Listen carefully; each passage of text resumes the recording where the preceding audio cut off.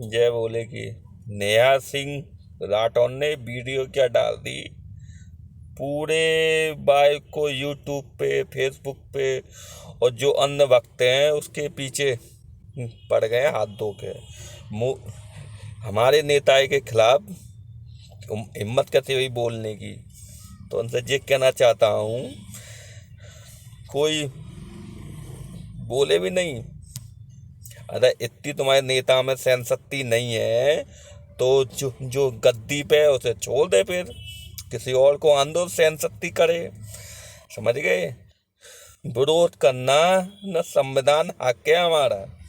हम फिर वोटर हैं और भारत के नागरिक हैं, कोई और एड़े गहरे नहीं है।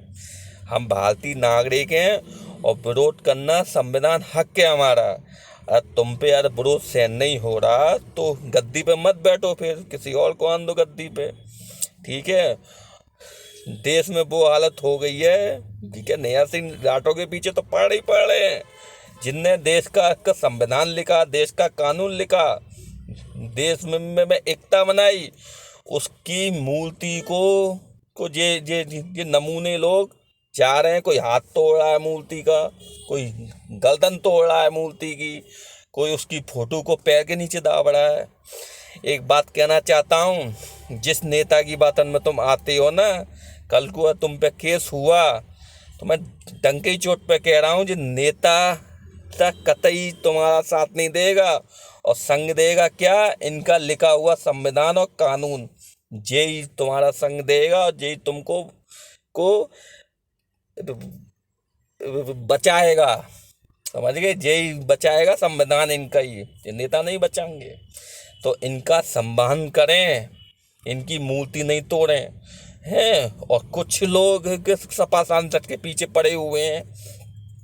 अरे इतनी तुम देख बात तो जो भारत की गद्दी पे बैठा हुआ उसके पूछो भाई, ये 27-28 जने मरे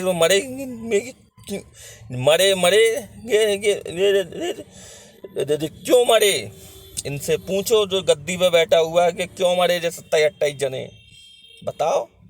है इतनी बुरी हालत है कि कमीशन खोल सरकार है। नौकरी चाहिए, पैसा दे दो, नौकरी तैयार है। समझ गए? सरकारी हॉस्पिटल इन पे अच्छे करे नहीं जा रहे। क्यों? सरकारी हॉस्पिटल में ऐसे नमूने बैठे हुए हैं पैसा दे के नौकरी पे। ठीक है, सरकारी हॉस्पिटल कर दिया ने ख़त्म, और जो सरकारी स्कूल है वो भी हो गया ख़त्म। ठीक है ना? जो ईमानदार हैं वो बेचारे बेलदारी कर रहे हैं 600 रुपये की, और जो बेईमान है नौकरी पैसे दे रहे हैं, नौकरी ले रहे हैं, वो अपना पैसा कमा रहे हैं। और जो सांसद बनता है, एमएलए बनता है, विधायक भले एक हफ्ते के लिए बने, भले ही 5 साल के लिए बने, पेंशन इसकी तैयार है। और जो बेचारे 40 साल 35 साल अपनी नौकरी करते हैं ईमानदारी के लिए, वो पेंशन के लिए कोर्ट के चक्कर काटते हैं। ये हालत है देश की। पेंशन देने की नीयत नहीं कर रही है इनकी, कोर्ट के चक्कर काटो। पहले तो नौकरी करो ईमानदारी से, फिर जाओ कोर्ट के थोड़ू पेंशन के केस लड़ो। सालन है गई, 10 साल है गई, 20 साल, जो तनख्वाह मिलती थी वो कर दो कोर्ट में ख़त्म अपनी। समझ गए? तुम्हारे लिए पेंशन नहीं है। ठीक है?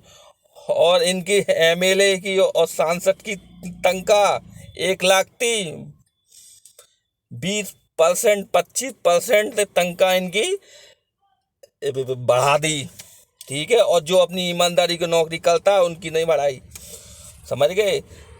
मजे ले रहे हैं खुद, खर्चा कर रहे हैं खुद हैं। किसी के लोन माफ कर दिया, कर्ज, किसी के बिल माफ कर दिए। अब वो भाई लोट कौन पे आएगा? जनता पे। बढ़ा दो महंगाई, तो बढ़ा दो टैक्स, बढ़ा दो जीएसटी, सब पे ने लगा दी जीएसटी। मीडियम क्लास फैमिली की कमर तोड़ के डाल दी। तो अभी कहते हैं हम देश की जनता के संग है। तुम देश की जनता के संग नहीं हो, तुम जो उद्योगपति है ना, पैसे वाले, उनके संग है। और मीडिया तो इसलिए विरोध नहीं करेगी, तो मीडिया को तो महीने की कमीशन मिलता है मोटा। समझ गए? और इनके मालिक सांसद बने बैठे हुए हैं। तो भैया यही यही कहना चाहता हूँ, देश पे ध्यान करिए, भक्ति पे ध्यान मत करिए। देश भक्त बनिए, मोदी भक्त मत बनिए, समझ गए। इतनी भी भक्ति अच्छी नहीं लगती और देश को और नीचे डाल दे। हिंदू मुस्लिम मंदिर मस्जिद से देश नहीं चलेगा, देश एक संविधान से चलेगा, कायदा कानून से चलेगा। बस यही कहना चाहता हूँ। अरे वीडियो अच्छी लगे तो लाइक करें और शेयर करें, नहीं अच्छी लगे तो वीडियो देखें और आगे बढ़ाएं। जय भोले की। तुम जैसे के नमूने देश में रहेंगे तो देश का यही हाल होएगा, ठीक है ना।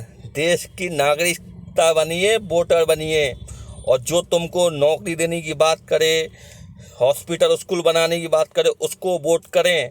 ये हिंदू मुस्लिम मंदिर मस्जिद वोट नहीं करें। जय भोले की।